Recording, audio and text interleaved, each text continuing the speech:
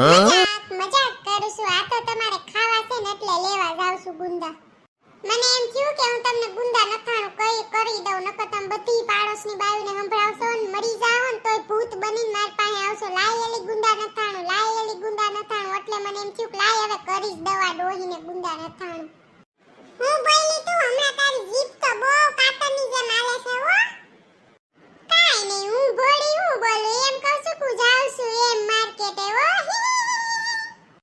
હા જા અને જો ગુંદા હરખા જ લેજે અને 500 જ લેજે, વધારે લઈને આવતી નહીં. એક ગુંદો વધારે નો આવવો જોઈએ. ઓ બાપા ઓ, તમારો તો કોઈ ઉપાડો છે.